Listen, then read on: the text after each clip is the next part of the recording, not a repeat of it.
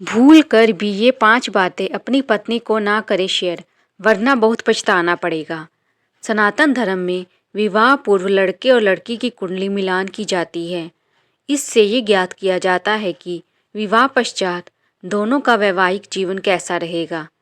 कुंडली मिलान से स्पष्ट जानकारी मिलती है कि शादी के बाद वर और वधू का संबंध कैसा रहने वाला है। वहीं कुंडली मिलान में नाड़ी और भकुट दोष लगने पर निवारण की सलाह दी जाती है, जबकि राक्षस गण मिलने पर शादी ना करने के लिए कहा जाता है। हालांकि शादी के बाद विचारों के आदान प्रदान और व्यवहार में तालमेल ना रहने की वजह से भी लड़ाई होती है। इस स्थिति में पति और पत्नी एक दूसरे पर आरोप प्रत्यारोप करते हैं। इसके लिए आचार्य चाणक्य ने पुरुषों को कई बातें अपनी पत्नी को ना बताने की सलाह दी है।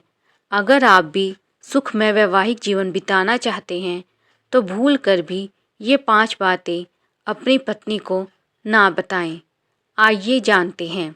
नंबर 1, आचार्य चाणक्य की माने तो अपनी पत्नी को दान के बारे में कभी ना बताएं। शास्त्रों में निहित है कि दान की जानकारी किसी से शेयर नहीं करनी चाहिए। अगर करते हैं तो दान का पुण्य प्राप्त नहीं होता है।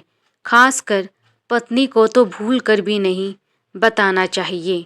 बजट बिगड़ने पर आपकी पत्नी दान देने के ताने मार सकती है। इसके लिए दान गुप्त तरीके से करें।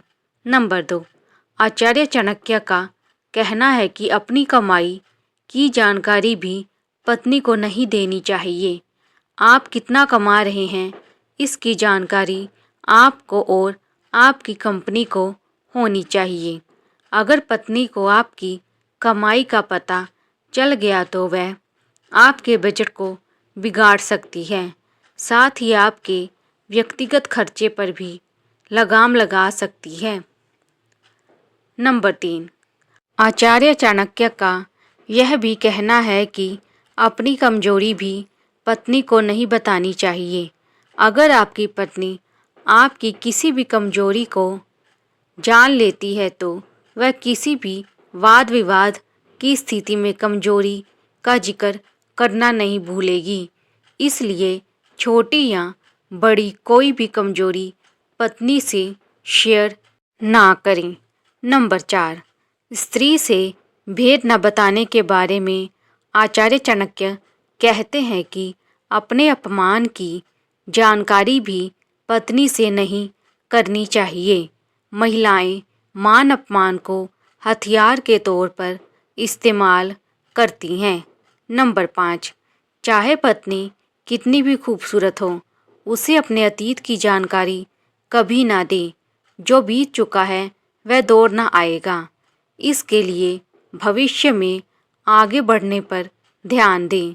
अगर आप अपनी धर्मपत्नी से अतीत की जानकारी शेयर करते हैं तो भविष्य में किसी भी मोड़ पर जब पत्नी नाराज़ होगी तो आपके अतीत को जरूर दोहराने की कोशिश करेगी।